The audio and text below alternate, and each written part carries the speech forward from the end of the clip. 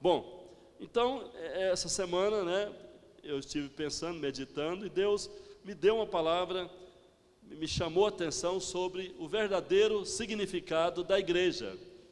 O verdadeiro significado da igreja. Por que é importante? Vamos primeiro ler Mateus capítulo 16, versículo 18. Mateus 16, 18.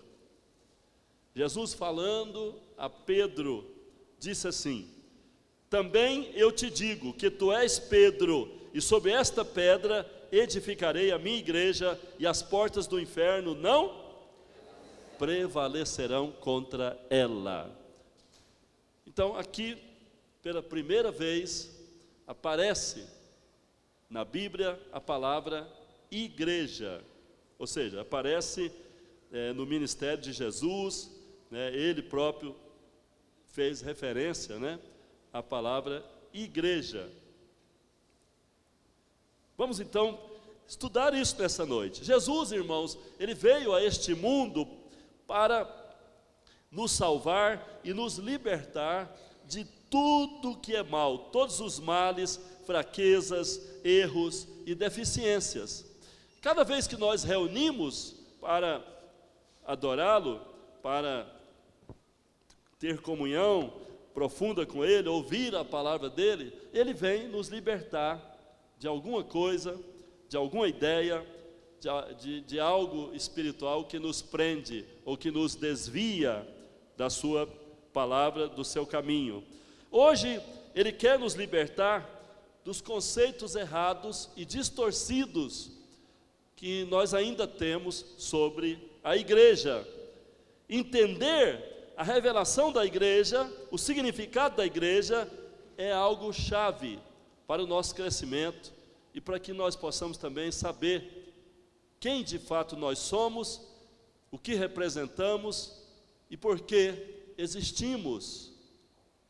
Então, é fundamental você prestar atenção e absorver cada ensinamento que vai ser passado nessa noite. Você já parou para pensar por quê?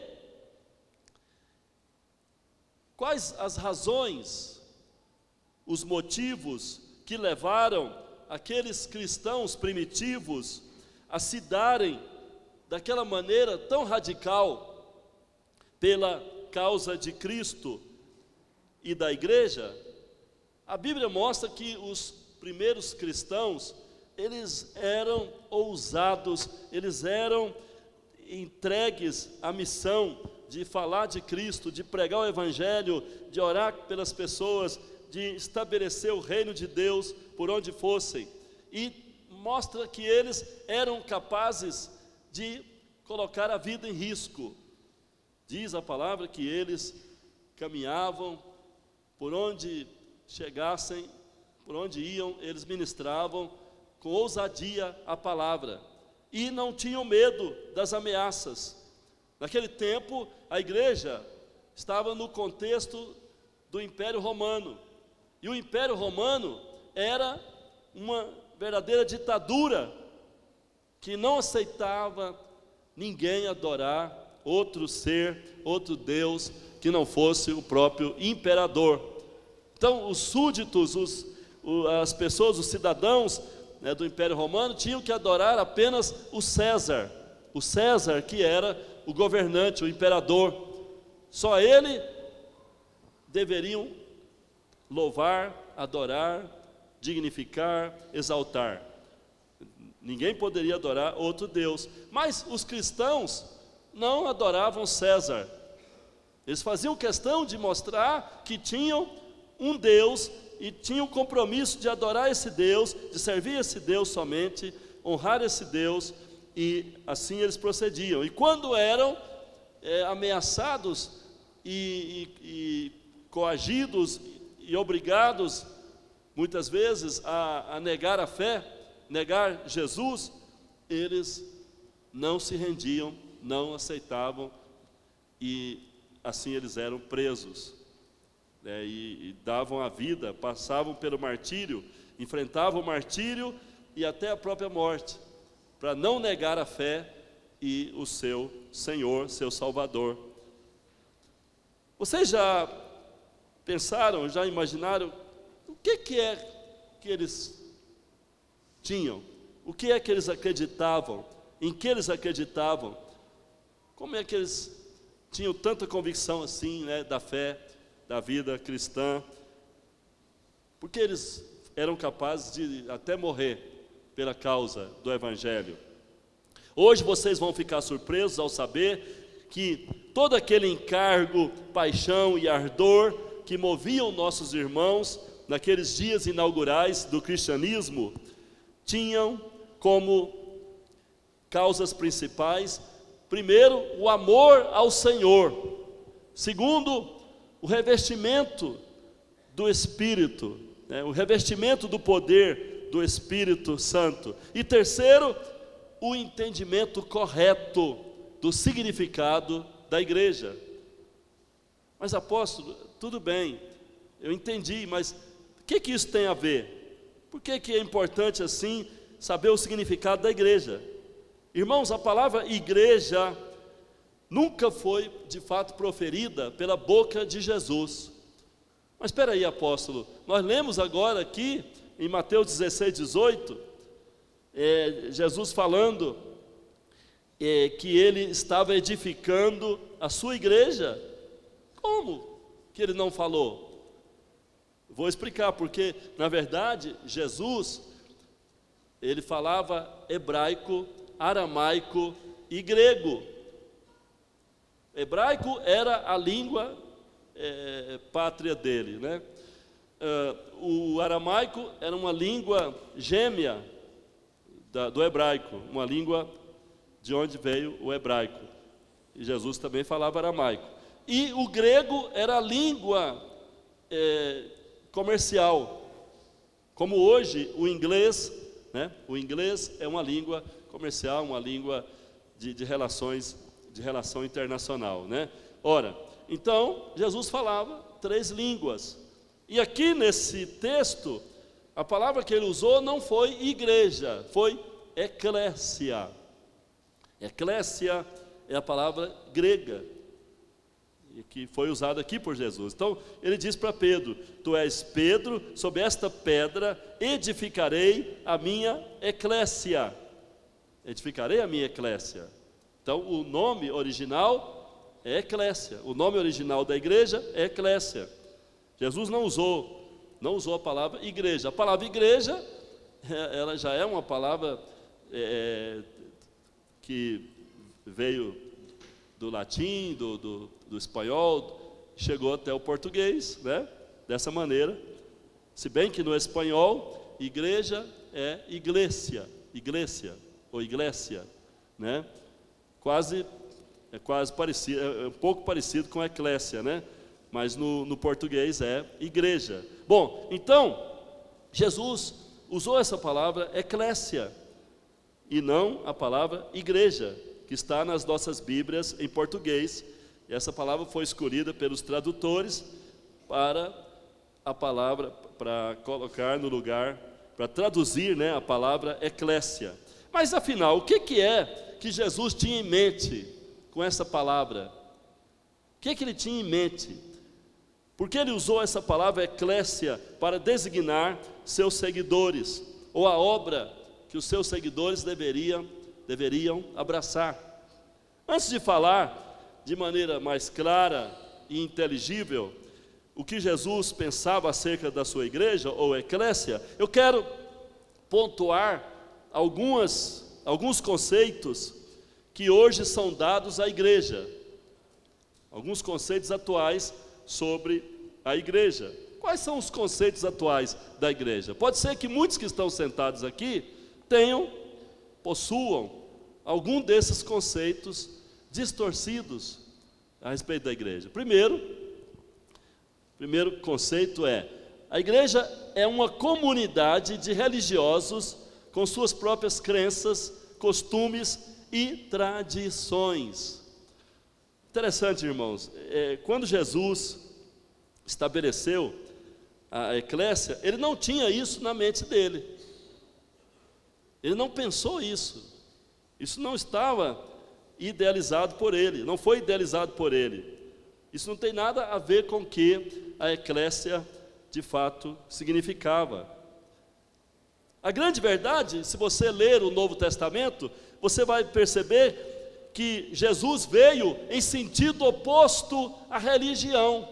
Havia uma religião oficial naquele tempo, era a religião judaica, a religião do judaísmo, a religião oficial dos judeus. E Jesus não agradou os religiosos. A grande batalha dele era com os religiosos. Os religiosos, os saduceus, os fariseus e até os rabinos, os participantes do sinédrio, os doutores da lei, eles sempre estavam agindo contra Jesus, e Jesus fazia tudo que eles não aprovavam. E Jesus veio para cumprir a lei, mas não da forma que eles imaginavam, ou que pregavam, ou que exigiam das pessoas. Não, Jesus veio cumprir da forma que agrada o Pai, da forma que todo mundo deveria fazer, deveria cumprir, mas não cumpria. E Jesus, pareceu para eles um impostor, alguém muito inovador, com ideias malucas, e sempre eles estavam batendo de frente com ele, e Jesus os encarava e sempre os vencia pela verdade e pela forma correta, de posicionar, em relação a Deus. Então, Jesus veio na direção contrária da religião. Portanto, ao estabelecer a sua eclésia, ele não a tornou uma religião nova, não a tornou numa nova religião para substituir a velha religião judaica. Não. Segundo conceito errado ou distorcido, que nós temos hoje a respeito da igreja. A igreja é um prédio. A igreja é um prédio ou uma catedral onde se faz cultos. Eu tenho certeza que se pedirmos para 1 milhão de pessoas nesse país, de várias partes, fazer um desenho do que eles entendem ser a igreja, eles vão desenhar uma catedral.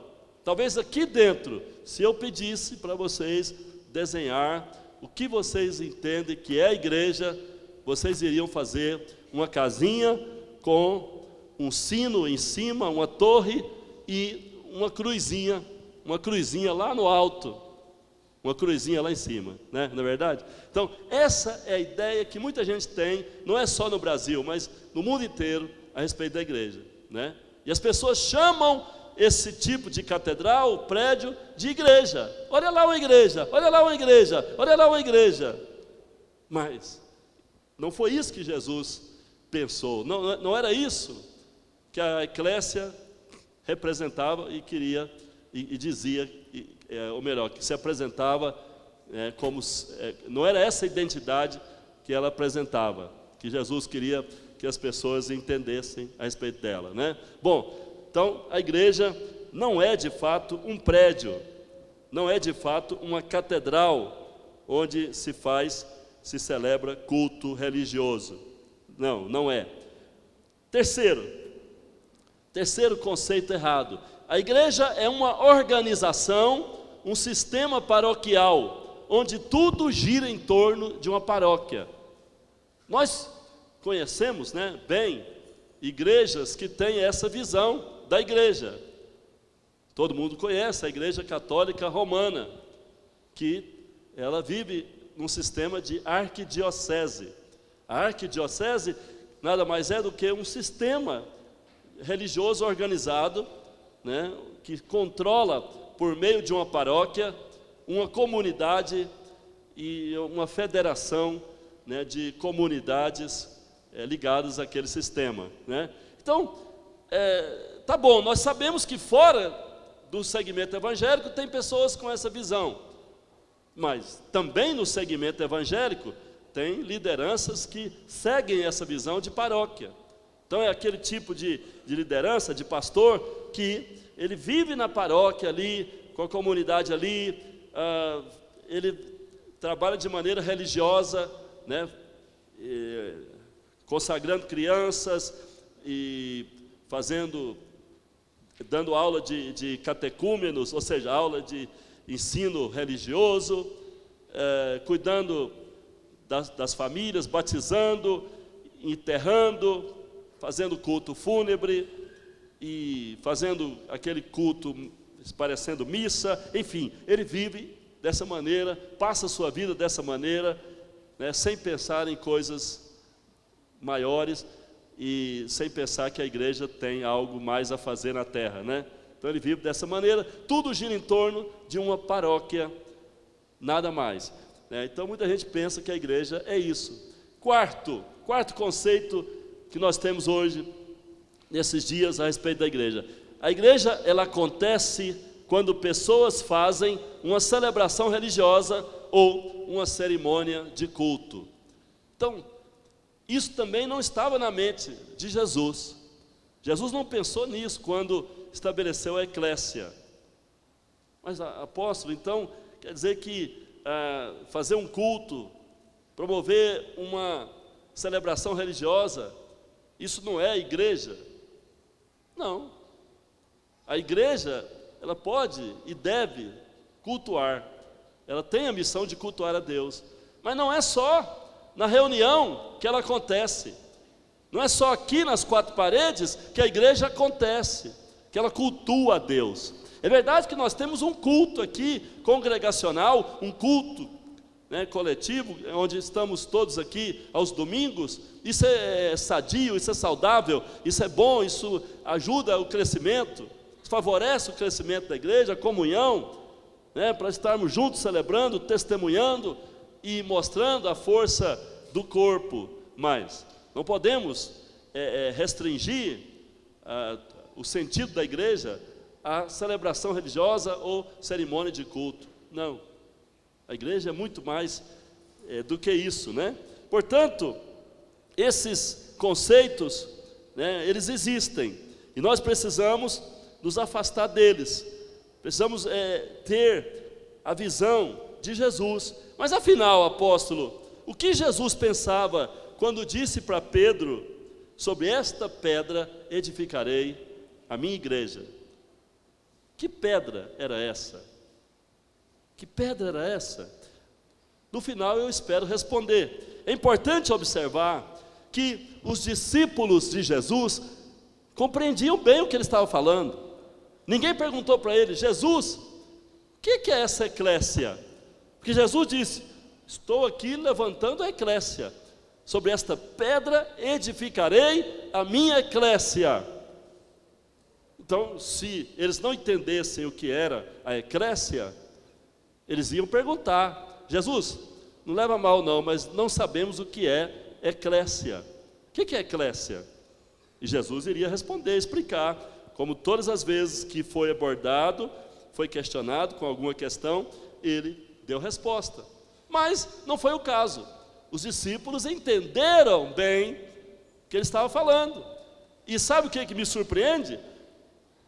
Eles ficaram muito entusiasmados, bastante entusiasmados, motivados, empolgados com aquela palavra, com aquela ideia de serem parte da eclésia de Jesus. Por quê? Eu creio ser oportuno explicar o sentido original da palavra eclésia. A palavra eclésia, ela vem de duas palavras, ela é uma soma, é a junção de dois vocábulos gregos, ek e klesis. Ek significa para fora, para fora. Klesis significa chamados. Então, eclésia, eclésis, né? Eclésia significa chamados para fora. Portanto, originalmente, eclésia tinha alguns conceitos bem diferentes, né? E eu quero dizer para você o seguinte: Jesus, quando usou essa palavra, não era uma palavra nova, não era algo novo que estava sendo introduzido. Pelo menos o sentido da palavra era bem conhecido e Jesus não estava ali com uma novidade. A novidade é que ele estava levantando a sua eclésia. Essa era a novidade. Mas a eclésia não era algo particular dele. Já existiam eclésias naquele tempo. Talvez vocês estão meio confusos, mas vocês vão entender daqui a pouco tudo que eu estou falando.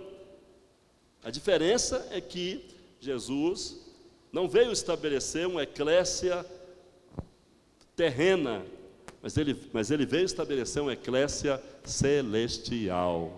Vocês vão entender, vocês vão compreender melhor. Então, quero explicar para vocês o conceito original da eclésia. Primeiro, a eclésia era, pode seguir agora, irmão. A eclésia era uma comunidade de cidadãos chamados pelo rei para fora da sociedade, para compor uma assembleia governamental.